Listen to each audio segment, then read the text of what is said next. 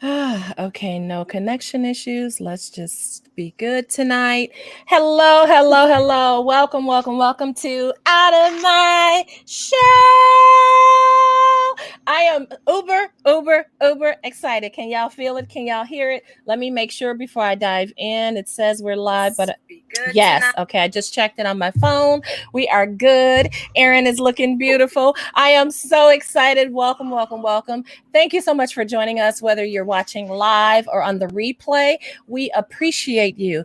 Tonight, I have a really special conversation, but before I dive in, I want to appropriately introduce our guest, whom I am interviewing tonight, Erinn Boone.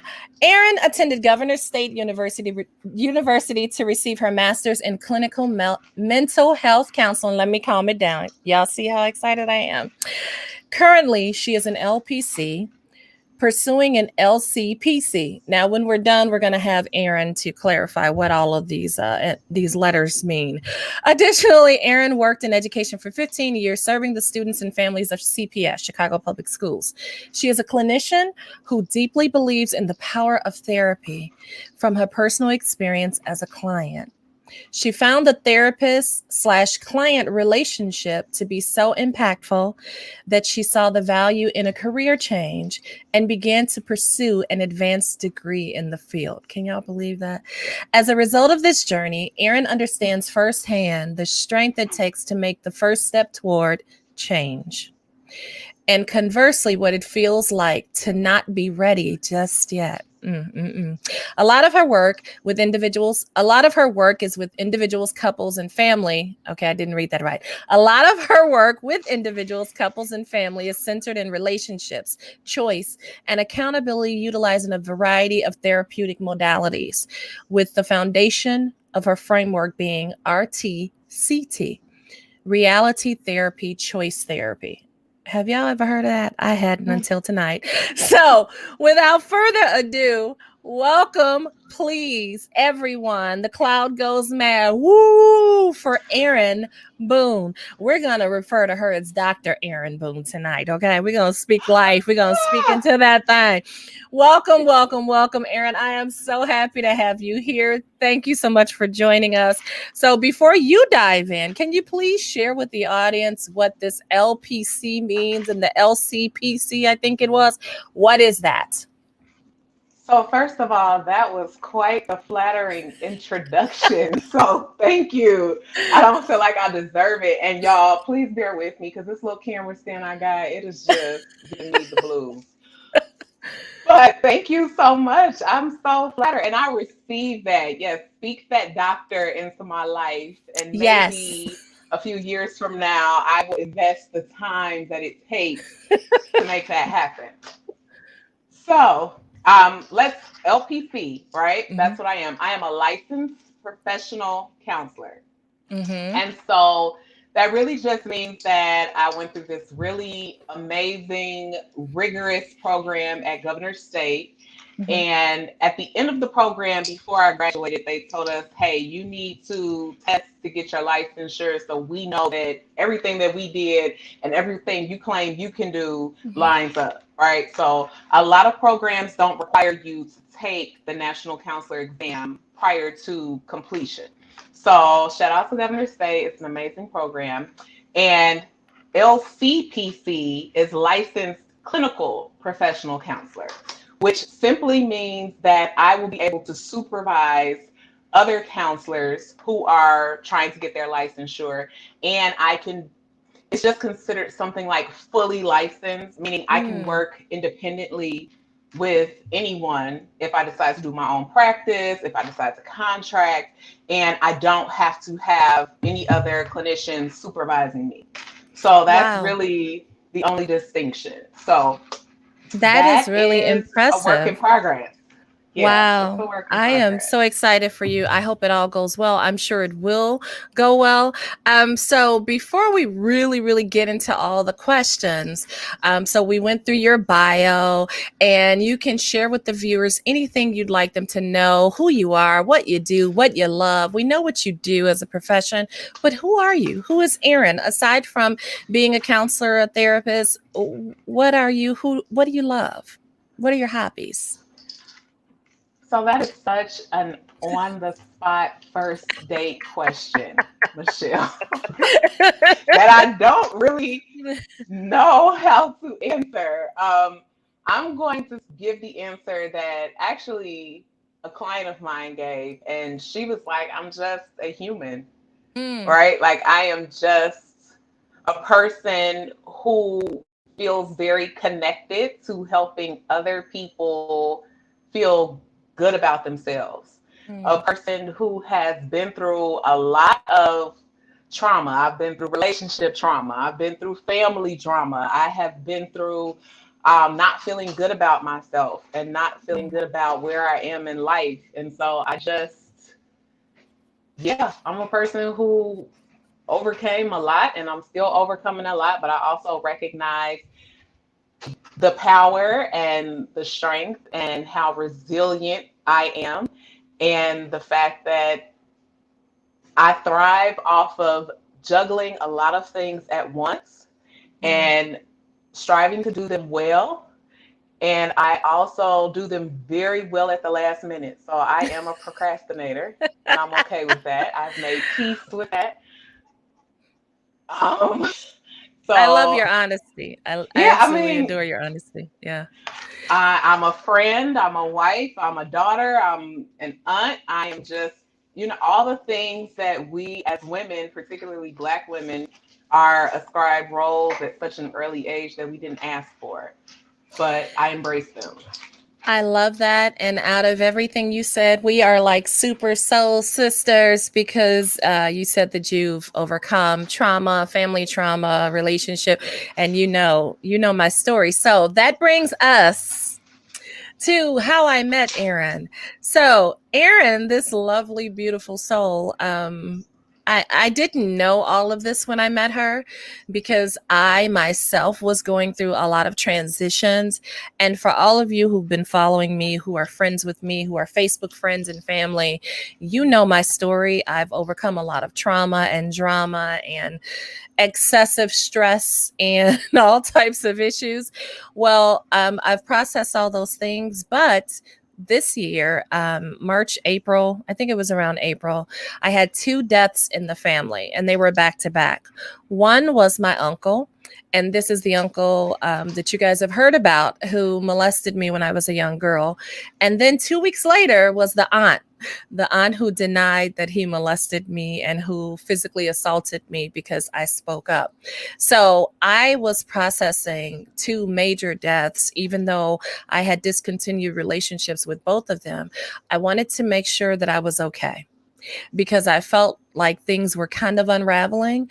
And I sent this email to my supervisor one day, and that's when I realized, okay, it's time to reach out for some help. Um, and one day I'll show you guys the email. I'll probably cut, copy, and paste it and post it on Facebook because it really spoke volumes. And my supervisor actually said, we have EAP here, Employee Assistance Program. You can reach out if you need any help. And I did. So I went through our company's EAP. I did some research on finding a therapist, a counselor, someone to speak with, and reached out to this. The name of the company you work with, I always get it wrong, Erinn. It's Mindful Wellness Counseling. Yep. And we're Mindful based out of Homewood, Illinois. Yep. Mindful Wellness Counseling, yes, in Homewood, Illinois. And I reached out and shared with the person answering the phones. I don't know what her role was, and she paired me with a particular individual. And I had an appointment and everything. And when they sent his name to me, I went on the website and looked him up, and I'm like, this is totally not what I need. First of all, I don't need to speak with a man. Secondly, I asked for someone of color, and I wanted a woman. So I went down the list and called the woman back like, I need to speak with someone else. This is not going to work. One of the most important things that I know for certain, especially with personality types like me, you have to be careful about who you share with, and you have to be comfortable with the person. I knew automatically nothing against this man. He's probably amazing and capable and all these things, but I knew my needs and I needed to speak with someone who could understand. I didn't know at the time that Erinn had overcome her own trauma. I had no clue. That's not on the website. Okay. But something about her name and her photo jumped out at me. So when they offered her up as an option, they offered a few women. I said, no, I could just feel it.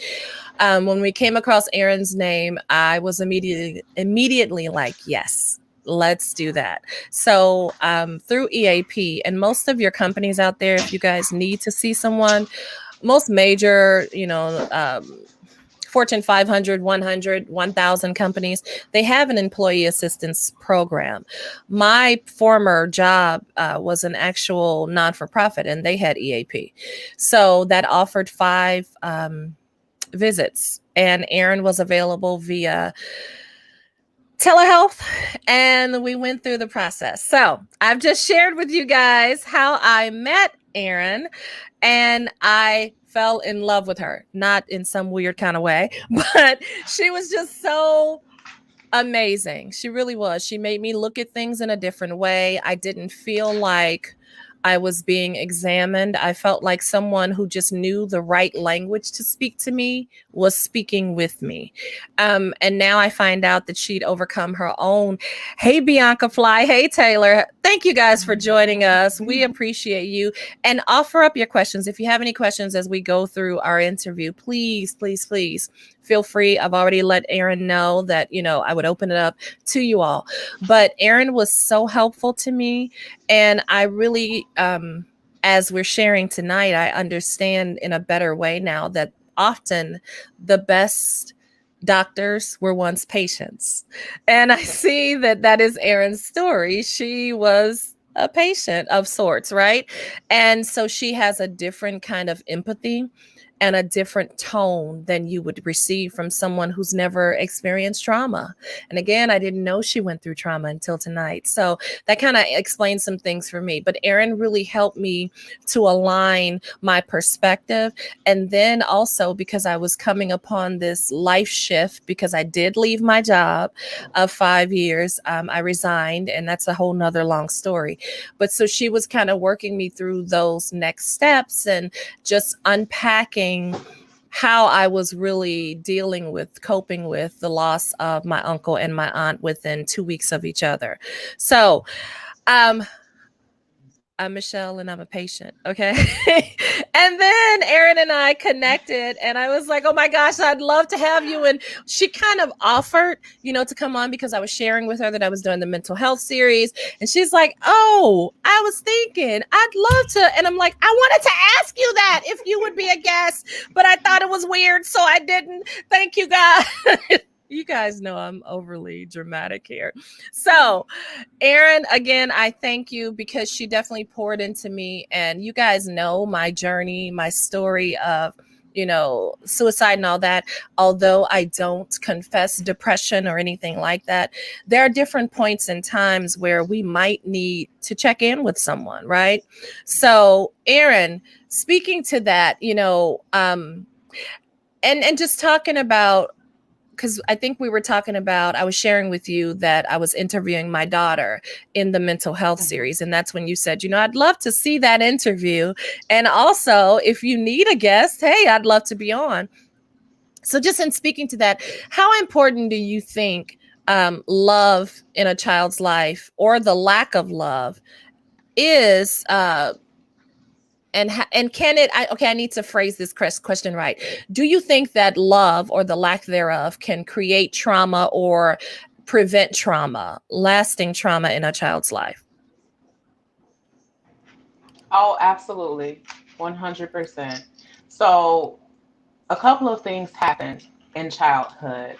I think that we kind of see the model around us, right? There's that whole Mm-hmm. concept of nature versus nurture, there's environment, but we also pick up on what the energy is like, what we see happening in front of us. And Mm-hmm. so, as a result, at some point in our childhood or somewhere along the lines, we decide, okay, one of two things: either A, I am just going to continue doing what I see modeled before me. whatever it is, right? Because it's what I know, it's what I'm comfortable with. Even if I know that there are some things that are not quite right or don't feel quite right, it's Mm-hmm. easier for me to keep this going, right? Just keep this train going. The other option is I don't like this, so I'm going to do something completely different. Mm-hmm. And so if there are injuries, right? There are attachment injuries that happen. Mom, dad, sister, brothers, friends, people that we feel connected with. If we don't feel that that is reciprocated to us, that energy, that love, that affection, that attention, there may be attachment injuries along the way. And those injuries also shape us, right? It's just equivalent to like if you get a cut and the cut doesn't heal properly, there's going to be a scar.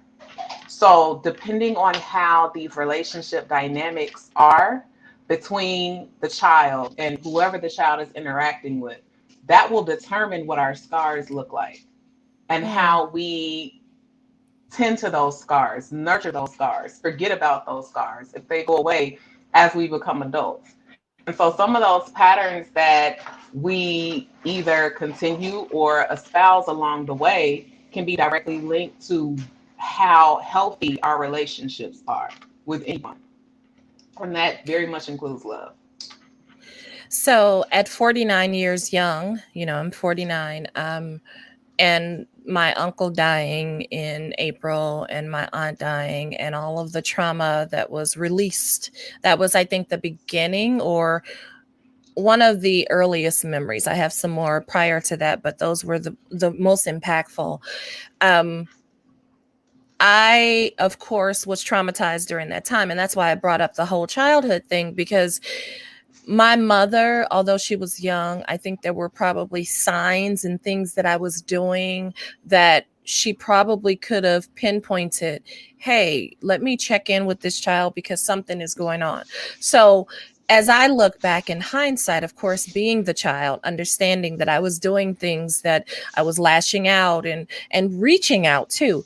What kind of signs can a parent look for to determine if a child has been traumatized or if there's some kind of mental illness going on that they're dealing with?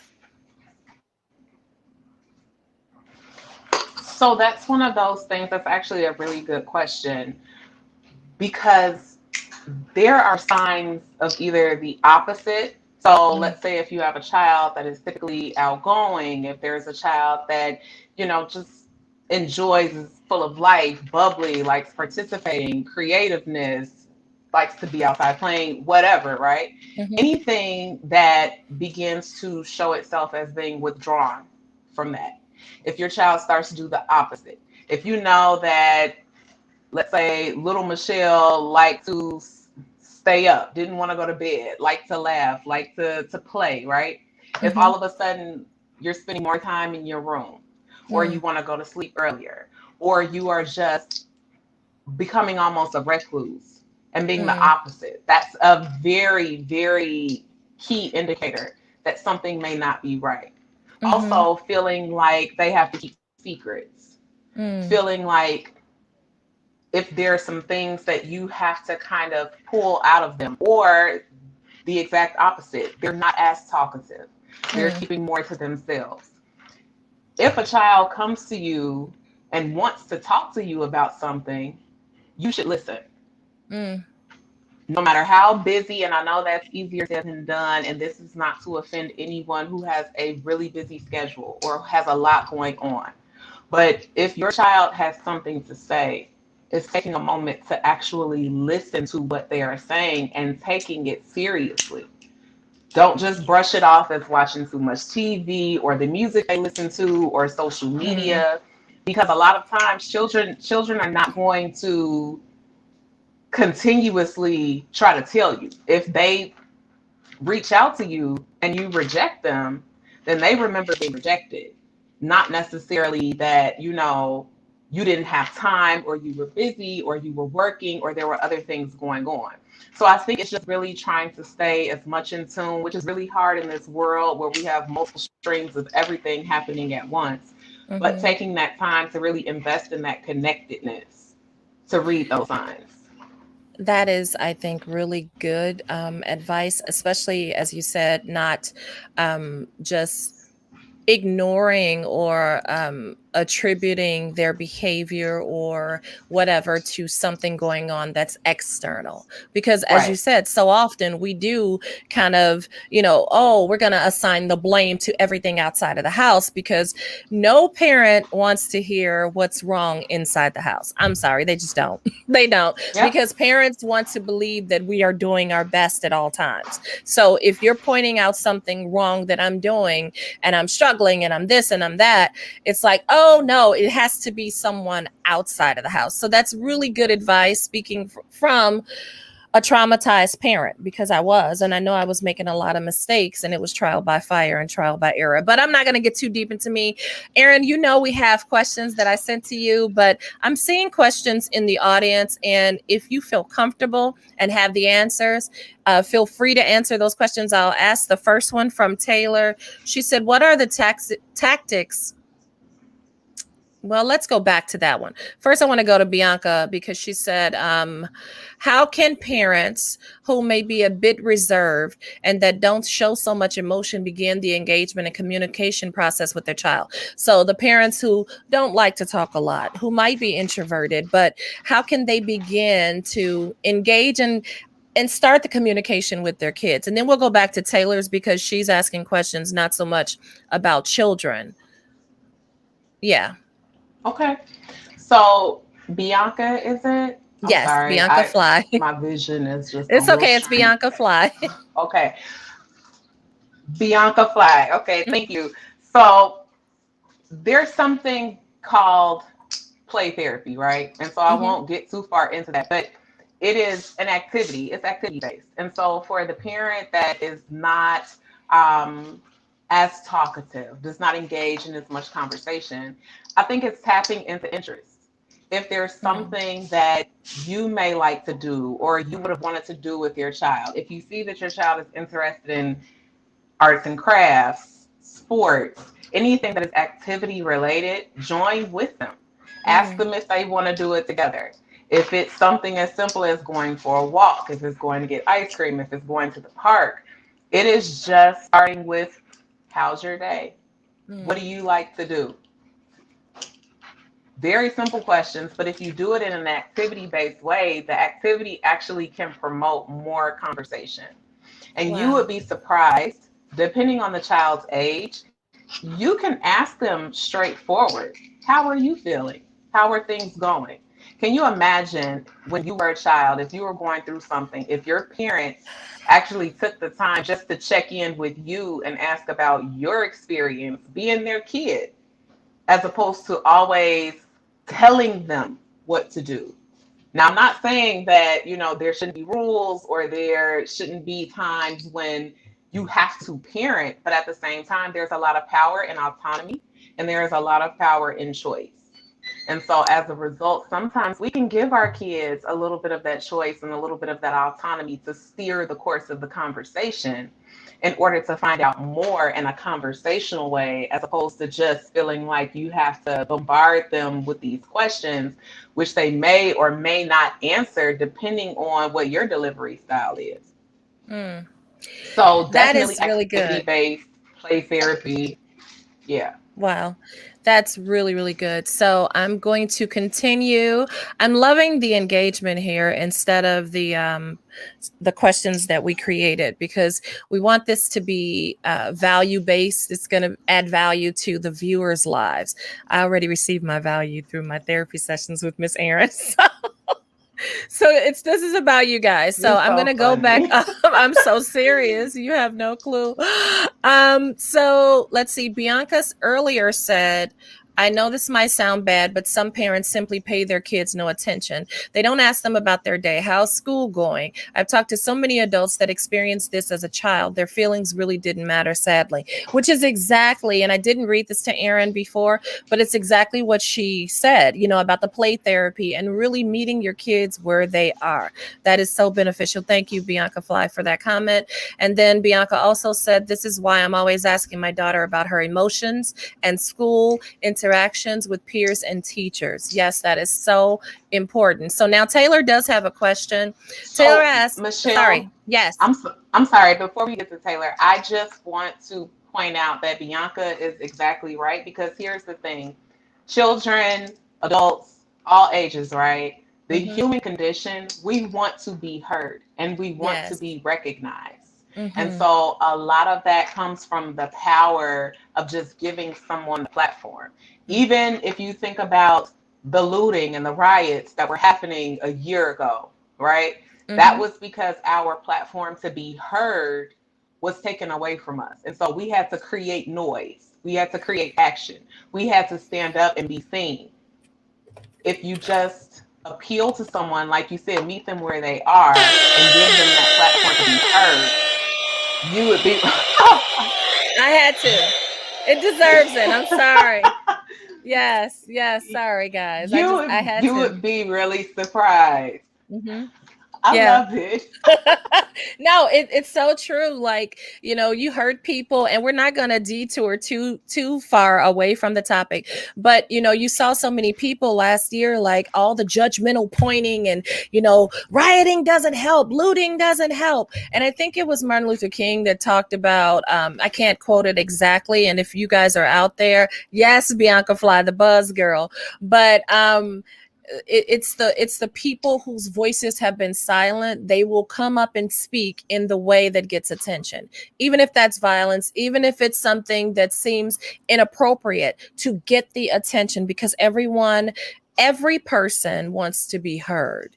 And when you mute a child, a person, a community, they're going to lash out, And when obviously. you act out, it does not indicate that you are a behavioral problem. It does not indicate that you need academic evaluation. In schools, a Mm, lot of times they want to label, and there's nothing wrong with special ed. Please let me say that. Special mm-hmm, education is amazing because it gives those extra tools and that extra attention that is needed to mm-hmm. address certain concerns, right? However, if I'm acting out to get attention for a reason. It doesn't mean that I have a behavioral problem. It means that it's something going on and you are not hearing me.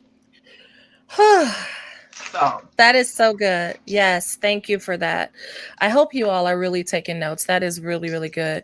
And so now to Taylor's question. Taylor asks, how does parenting vary based on culture and background? So in your practice, have you seen the parents coming in with their children, or even a parent talking about the complications and barriers that they're coming against with being parents? How does it vary?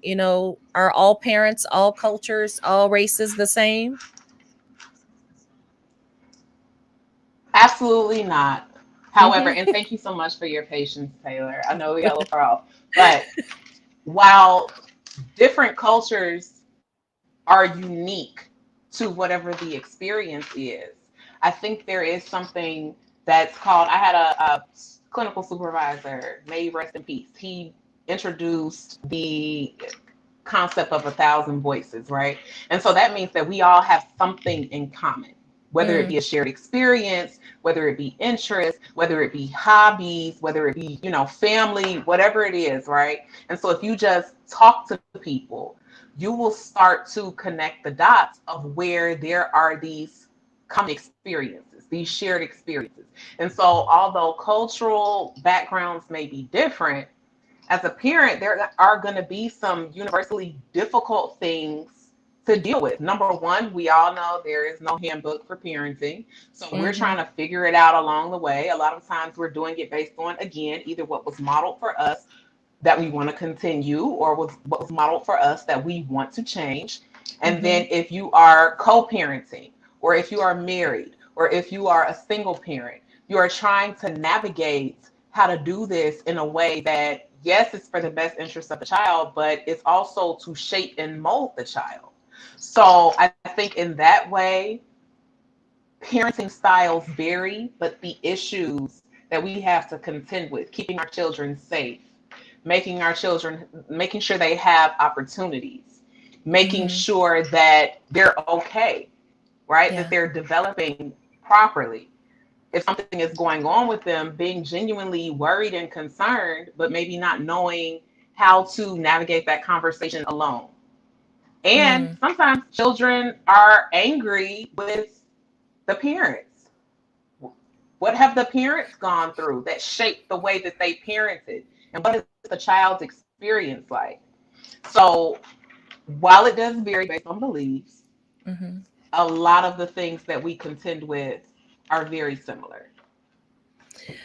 Wow, that's a lot to digest, especially as a parent, because we think the role is the same, right? If you're a mother, you're a mother. If you're a father, you're a father. The role doesn't change, but the needs and the method of operation, the MOD, the way that we are approaching it will change based on what we've experienced and what we've been exposed to. So that's a lot to digest as a Yeah. parent. To detour, well, not even detour, but just a little bit of an add on here, what would you suggest if there is a parent that has concerns for their child and they've gone through the play, right? The play therapy, and that doesn't seem to work, and this child is obviously dealing with something. What would you suggest to that parent? What should their next step be?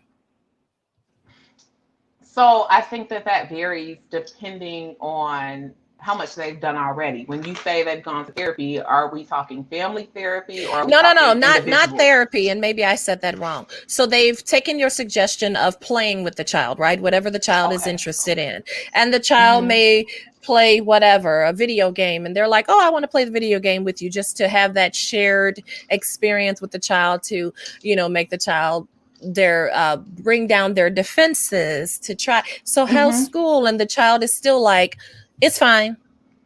How's this? Hmm. It's fine." But from their behavior around the house, even at school, with playing with other children, something is going on. What would you suggest their next steps be? So it does depend on how involved the parent is already, right? Okay. Have you spoken have you spoken with the school? Have you requested that the child see the school counselor or the school psychologist, right? Mm-hmm. If it's not school related, if it's something that you're just noticing about their behavior, Mm-hmm. if you feel that therapy is the next step, or if you prefer faith based guidance, if you are involved in the church, or if you have mentors, matriarchs, patriarchs in your family that you are comfortable going to, maybe appealing to someone that the child is more comfortable talking to, a sibling, a cousin, a favorite aunt, a favorite uncle. Mm-hmm. Any way that you can get this child to communicate and open up, Mm-hmm. that would be ideally the next step. Understanding them, appealing to them from a place of wanting to understand them, letting them know that whatever they tell you, they won't get in trouble. Mm-hmm. It will not be something that there will be a consequence for. And if they still are just kind of like, I'm good, I'm telling you I'm good, right? I don't want to talk about this. Mm-hmm. Ask them, well, would you be willing to, I know someone that if you don't want to talk to me, would you be willing to talk to them? And then see if they would be interested in meeting with a therapist. And when you look for a therapist for your child in particular, ask questions, request a consultation, ask how comfortable they are with working with children and adolescents. What are the age groups that they're comfortable with? What do they specialize in? What type of different therapy do they offer? Because not every therapist is created equal. You have a lot of therapists who specialize in certain areas. Some therapists prefer working with children and families, others prefer working with individuals or couples. And if you are trained, then you are trained to work with the entire population, right? But you specialize for a reason. Right. And so you can ask those questions when seeking someone to talk to, and you can ask to sit in on a first session. Okay. That's Wow. also an option. That's really good insight. Thank you for that. So let's see. Taylor said such an idea. She was referring to play therapy. Girl, we too serious over here sometimes. I think we all suffer from that. Life makes us serious sometimes. Taylor, thank you for your comment. Bianca Fly said yes, great information. Bianca Fly also said earlier, and children tap into our emotions. They know when we're off a bit, when we're sad, angry, or sick. Yes, they Yep. do, Bianca Fly. The buzzer, great question. So for all of the viewers out there, even if you're watching on the replay, I want to take a second to please share this video out. Please share this interview, because this is great information. We have a lot of hurting people, children and adults in this world, and with the pandemic and all of the residue left from that, and even dealing with this next strand coming through, there's a lot going on. And then dealing with yeah, Taylor, I see a question from Taylor again. I'm going to deal with that in 1 second, Taylor. But dealing with how we're getting back, acclimating back to society, and just we've been out of sorts for about 1 year and 3 months. So there's a lot of people who need a lot of answers and need a lot of resources. And Erinn is an amazing therapist. I tell you guys, seriously, she is. I wouldn't You're just have her making on me here. blush. No, you know it's serious. I told you in our last session, I told you how much I appreciated you. And I'm a tough nut to crack sometimes because I come with my own information. So if you're not strong with me, I will bulldoze right over you. And I don't even mean to, but it's that whole I've done the work. So because I've done the work, you have to add value to me. You can't be coming to me with something I processed 15 years ago, because I'm going to just go right over you. This girl made me think, had me like resisting, like, excuse me. She told me, y'all. But we addressed the resistance. We addressed the resistance, but this doctor right here told me that I was protecting my trauma, and I almost threw my phone across the room. Okay. So you need a therapist that can speak your language and have empathy, but also challenge you, to challenge those defenses. And this one right here, she definitely does that. And she's such a decent, like really sweet person on top of that, which is a blessing. So share this out, please, so that your communities can be introduced to Erinn. And she comes from a complete network, a whole company. If Erinn's not the right therapist and you need some help, you need to talk to someone or your children or whomever, she can direct you. She can point you in the direction to the right therapist. So that leads us to Taylor's comment or question. She said, Erinn, are you accepting new clients? Tell us.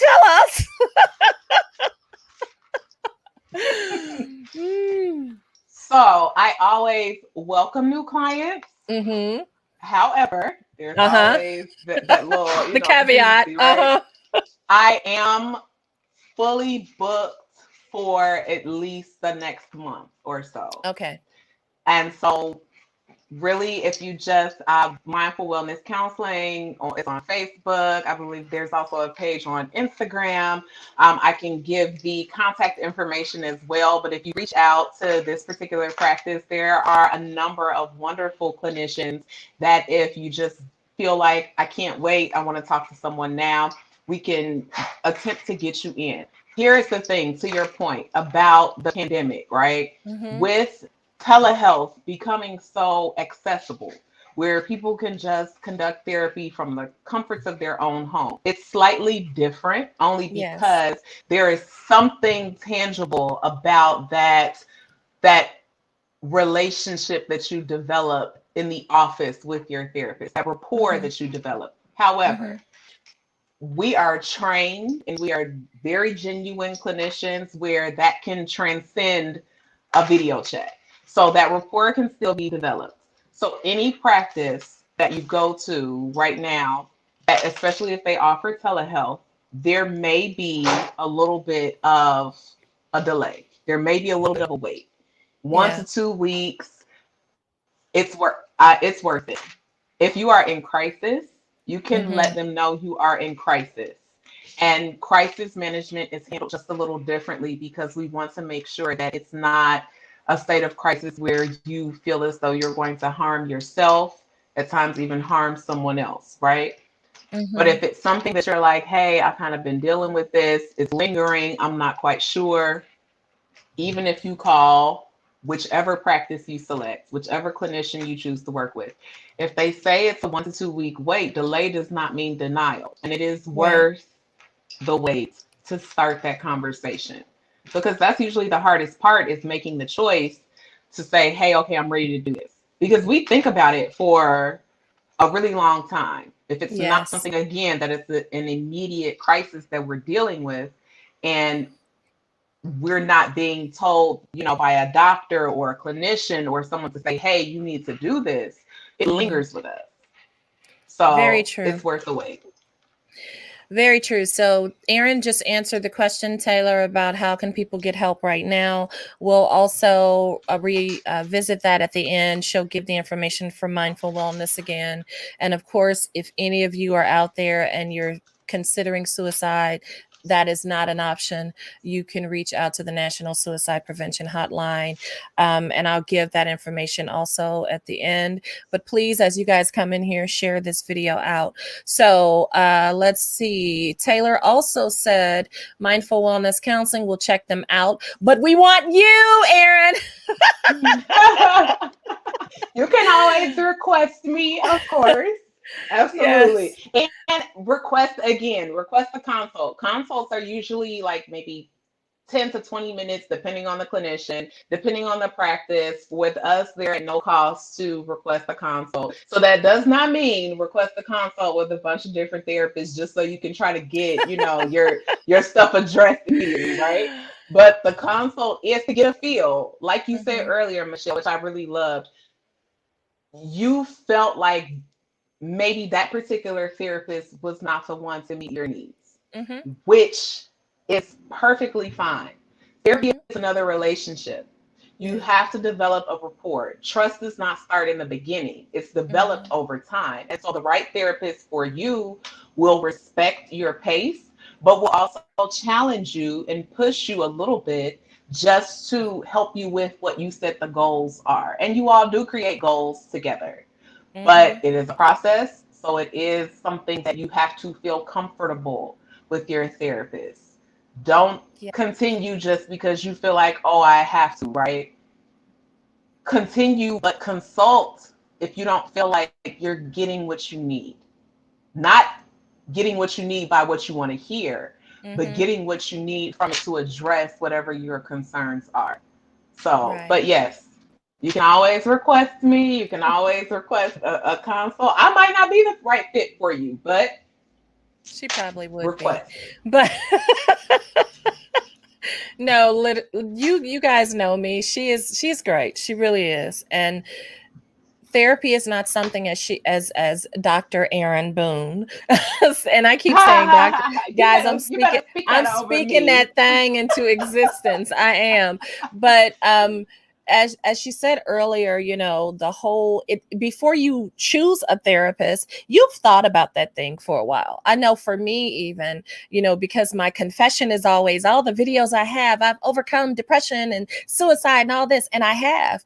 But there are times in your life that I used to talk about situational depression, and I didn't know that there was something correlated in the medical field that, that is a real thing where, if there's a death in the family, the loss of a job, any of those situations that are life changing, life shattering, life altering, sometimes you need that support and you need to process those emotions with someone who is licensed, who does know more than you about the human psyche. So I did have to reach out and say, wait a minute, I feel like I'm okay, but I don't want to go through this process of suppressing again, because I was the master of masking and I was the master of suppressing things, and also compartmentalizing. Oh, I'll put that in this compartment and deal with it later. I didn't want to go down that path again because I know there are other resources. So even speaking to other resources, Erinn, you've talked about, because of the pandemic and the racial tensions coming to a head, we always knew this was really an issue. Okay. Other people are just being exposed to it now and understand it's a problem. But the racial pandemic, racism pandemic, and then this COVID-19, you've seen the increase in the need for therapy, and then the kids being taken out of school and homeschooled and all these things. But so we know that there is an increase in individuals looking for therapy, but also what can a person do if they're waiting for a therapist? In addition to therapy, what can they do to increase their level of good mental health? You know, while they wait for that month until Erinn is available, what can they do in that month to help themselves feel a little more balanced? I mean, we hear it all the time. It's a buzzword now, self-care, right? Mm-hmm. Self-care looks different to everyone. One of Yes. the things that I am have really tuned into as a part of my self-care even is our mindfulness techniques, right? Mm. So even something simple as taking a walk, finding an activity that you find soothing, right? If it's Mm-hmm. bike riding, if it is taking long showers, if it is just, sitting in the quiet. Some people can meditate. I think meditation is great for those that can do it.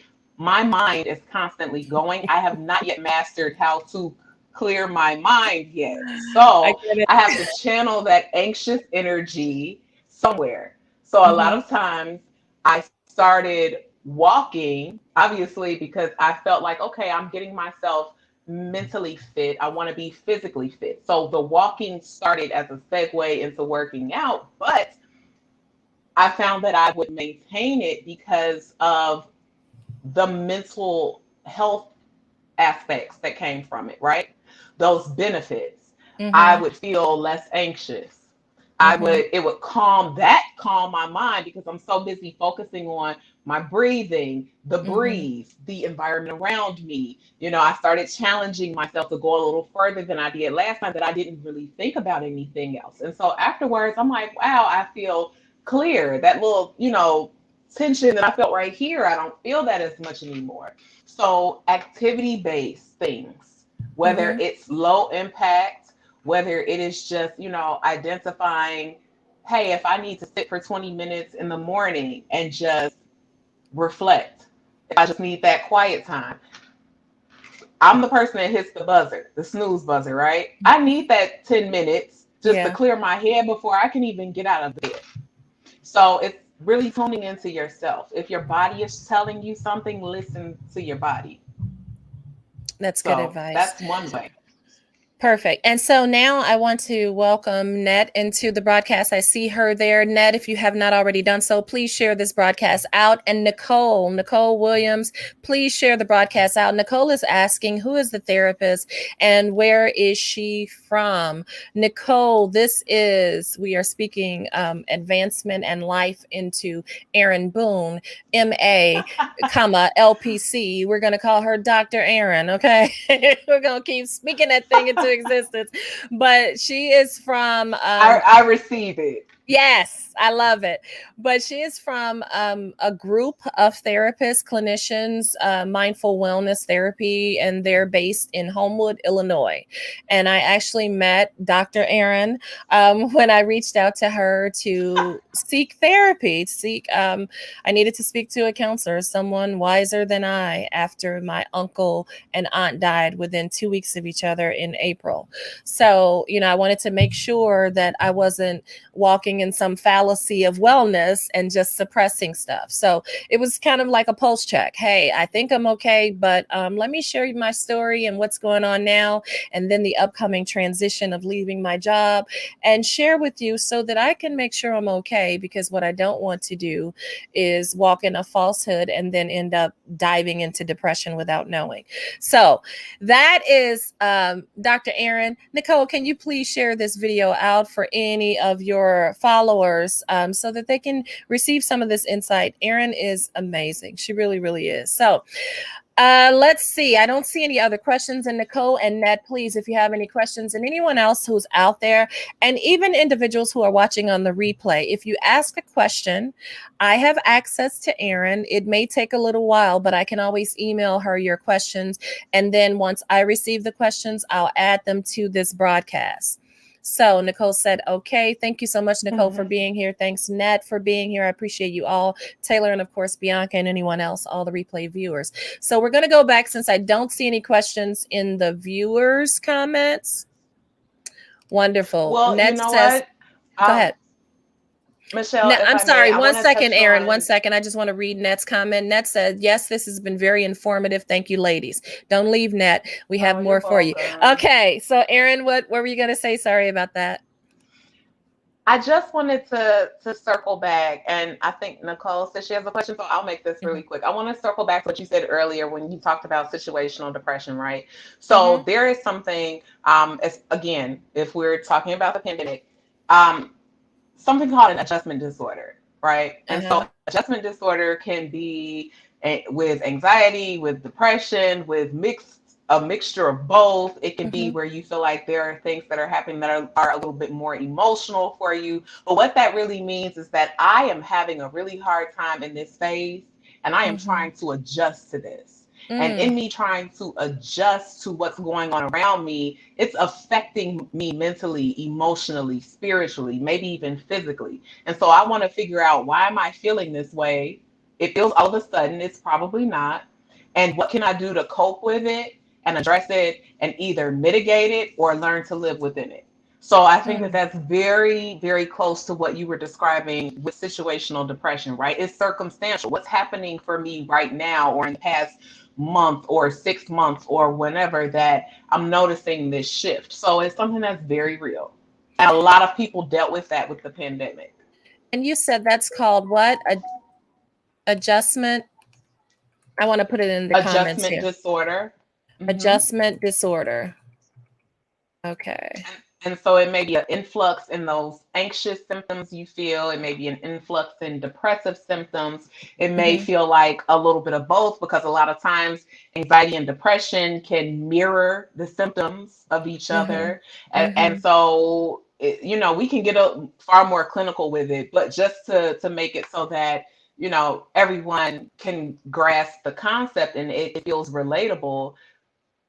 Let's take a breakup. You go through a breakup, you're not feeling like yourself, right? Especially if it Mm-hmm. wasn't you who wanted the breakup. So we talk about, like, losing weight and feeling down and not wanting to do anything, not feeling motivated. That would be a example of an adjustment disorder.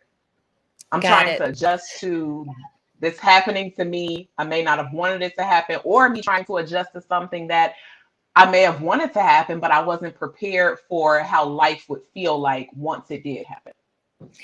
Thank you for the clinical language because no, it's so important because I think often people, we have these buckets of either you have a clinical depression or clinical anxiety or some kind of disorder, or you don't. You just forge ahead and you're fine.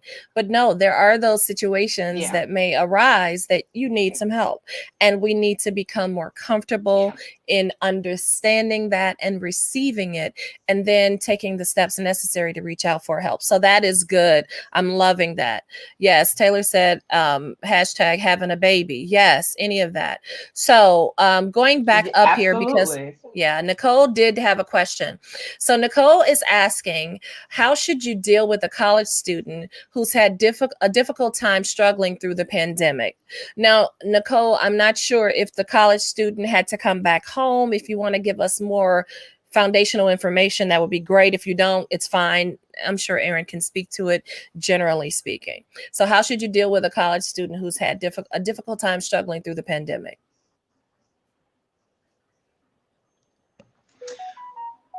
So I would say, just with a lot of empathy and understanding, right? Because we've Mm-hmm. all had a difficult time struggling through the pandemic. And to your Yes. point, Michelle, is it, were they away at school and now they have to Mm-hmm. be back home? Mm-hmm. Obviously, transitioning from in-person classes to online classes, and online classes are a struggle. I Believe me, I know from personal experience, they are not for everyone. It's the Yeah. social factor of it. College is a very social thing. So to go from being as social as you want to be to being isolated. So it's really just empathizing with how they may be feeling, giving them the space and time to process through, and then just offering yourself to them by understanding I'm here if you want to talk. If there's something that you feel like you want to address, if there's something that you need, if there is something that we can do together, or we can process through this together, just really normalize the abnormal experience. We're all going through this. You're not alone in this. And once we have like a little more context, or once you are able to identify the context behind it, then it can start to be a little bit more specific to what their situation might be. I think And that's always amazing. university counseling centers. Yes. So Most I just colleges offer university counseling centers. university. I'm just typing in some of these tips for you. University counseling centers. Uh, Yeah, most campuses have like a wellness center or a counseling center or something like that. And I know a number of schools transition to online and virtual supports, phone calls even. So always taking advantage of that, because I won't say it's free, especially if you're paying tuition, but it's included in your tuition, these okay. services. So that's always I met the most wonderful psychologist when I was in my counseling program at Governor's State through their university counseling center. Wow. So it's a gem. Wow, that's good information. Okay, perfect. So, Nicole, just to speak to the general question, empathize with your child or the child, give the child space and time to adjust, be there for them, make offerings to help them. And if all else fails, the University Counseling Center on campus can help. Thank you, Erinn. That is great information. I have to scroll up. People are loving this interaction. We might have to do a Oh, part I'm so glad. two. I would be We happy to do a part two. Yay! Now y'all heard her. She said she'll come back for part two because I still have a buttload of questions to ask her that I sent her that we haven't gotten to. Yeah, But absolutely. let's just go up here. Let's see. Taylor said, if you're having a situational depression over and over again, does that mean you have a disorder? So, as we talked about the situational depression, does that mean you have a disorder? How would you know? I think that it is an indicator that Mm-hmm. you might be struggling with something a little bit more than just isolated to a single incident. And so there are screenings that can be Mm-hmm. done to offer a measure for you, where we measure what the symptoms look like, the duration, the frequency, what symptoms you are experiencing, and we measure it over a paced course of time. So maybe every 2 weeks, because that will help to indicate, based on the outcome of this assessment, if Mm-hmm. my score goes up or on the higher end of the scale consistently, that may be an indicator that a more clinical or thorough evaluation may help to determine what you might be dealing with. If the score stays the same or goes down, that's more of an indicator that it might be circumstantial or situational. So it's something that definitely can be monitored. But what I would say for anyone who might be experiencing that, start a log. Every time Mm, you're feeling down, you may not be able to do it in the moment, but after you feel like you have a little bit more motivation, write down what your symptoms are. Write down the dates that you experienced it. If anyone's having anxiety, or if the depression feels like it happens more in the morning or the afternoon or the night, start a log if you can remember to do so, anywhere in your phone, in a little journal. And I would say do that for about 30 days. And during that 30-day process, see if you can reach out to speak with a psychologist or a licensed therapist about what your concerns are. And when you bring that information, you're advocating for yourself and you're empowering yourself, because you are the expert on your experience. So whatever you tell me, that's what we're going to start with. So that would be my recommendation. that is incredible. So I think Taylor, she answered both questions. Just the repeated situational depression and or anxiety, starting that log for about 30 days. So let's see here, trying to keep up with these comments. Let's see. What happened? Did I miss something? Oh, okay. So Net says, oh, she says she's been keeping a journal. And she also said this is her Good. right now. this is for me now.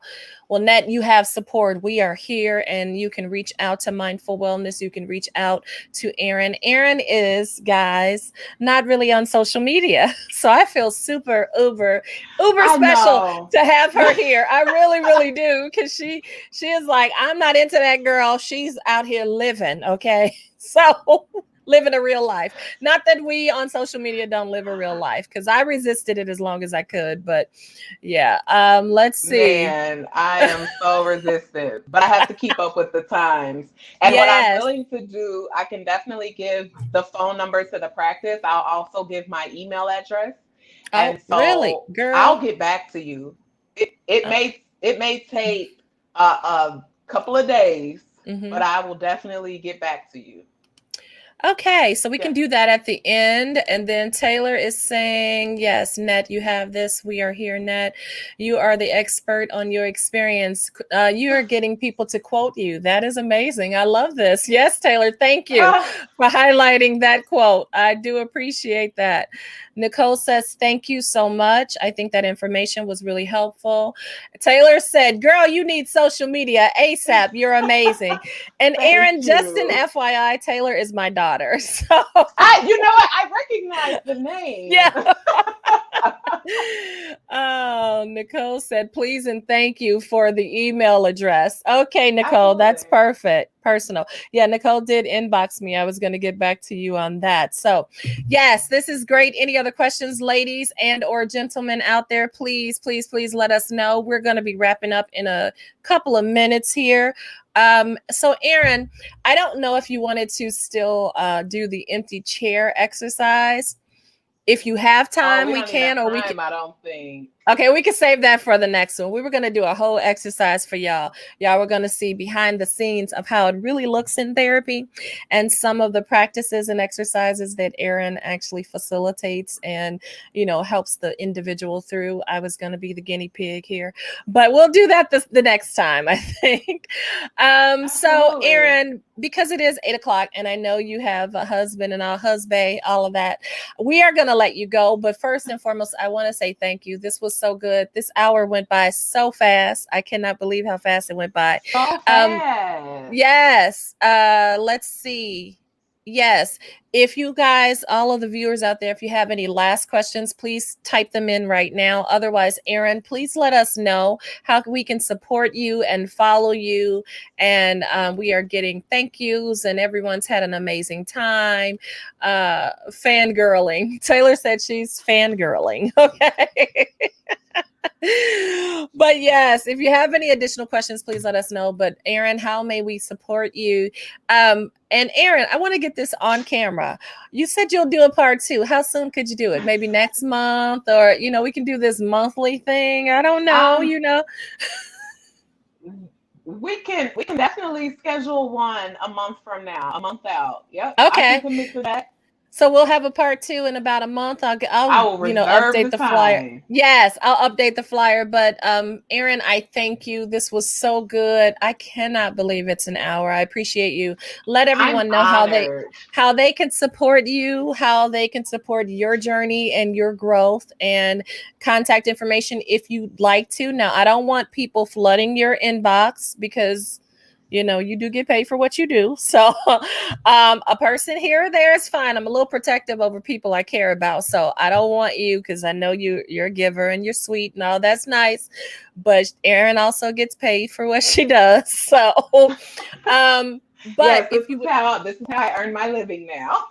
so, Erinn, I would not suggest, I mean, you guys can throw rocks at me if you want to out there in video land, but I would not suggest that you give your email out. I will give it to Nicole offline, but I Okay. wouldn't suggest that Yeah. you just unless you just want your inbox flooded, because you know how sometimes people are more susceptible to talking with a person one-on-one than they are in this open forum. So you might get a lot of people like, oh, I have this question and that question, and it may become overwhelming. So guys, all of you watching, Well, if you would like to support Erinn, if you would like to speak with her and possibly get a consultation, Erinn, you can give that information, please. mhm, And anything else we can do to support you absolutely. in this So time. the practice that I work with is called It's called Mindful Wellness Counseling. Again, we are based out of Homewood, Illinois, and we are currently servicing Illinois and Indiana. And the phone number is 708-637-1672. The website is very straightforward, mindfulwellness.group, GROUP. Okay, I am And going so it's a very online now. user-friendly There it website. is. I'm actually going to add the link to the comments here so that people can click the link there. And 1 second, here we go. I think, okay, sorry about that. There you go. So now I've just added the, I've added the website to this. Okay. And anything else you'd like to share with us, Erinn? It's your time. I'm honored. So I want to say thank you, Michelle. You have really hyped me up. I'm feeling good. You are amazing. But thank you so much for inviting me. And just really, again, it's conversations like these that normalize what therapy is like. It's conversational, right? It's the human experience. And so don't be intimidated by it. Don't feel like you are crazy, that you have a problem, that there's something wrong with you, because everybody needs someone to talk to. And Yes. at times like this, you don't have to be going through anything that feels so monumental to have the conversation. And conversely, if you are going through something that feels too heavy for you, you do not have to bear that weight by yourself. There's always someone that you can talk to help support you through. So the choice is yours. Amen. And as promised, I did share with you all that I would give you the National Suicide Prevention hotline number here. Let's see, Control B. If you or someone you know is contemplating suicide, is thinking about suicide, your life is way too valuable to give up now. You are impactful. You are important. God has given you a purpose, even if it's dark and you don't see it. I'm a living witness, been there, done that, and I'm still here to give the testimony today. There is more in you and more for you. You are not here to suffer. Please call 800-273-8255 if you or someone you know is contemplating suicide. Again, Dr. Erinn Boone, MA, LPC, we thank you. We appreciate you. You are amazing, phenomenal, and we look forward to speaking with you again next month. Thank you for your time. You have helped so many people. I appreciate you. And thank you to all of the viewers out there. Again, if you're watching on the replay, please add your question. I'll email the question to Dr. Erinn Boone and she will reply. And y'all listen, don't be walking around talking about, Michelle says she's a doctor. Erinn did not say that. I am speaking life into her, okay? She did not say and that. I am receiving she it. MA and LPC, but we speaking into the doctorship, okay? So Absolutely. Thank you all. We appreciate you. Go your way. Have an amazing night, and we will see you soon. Take care. Thanks, Erinn. Thanks, guys. Bye, Thank everyone. you, Good Michelle. night. I appreciate it. No problem. Bye-bye, everyone.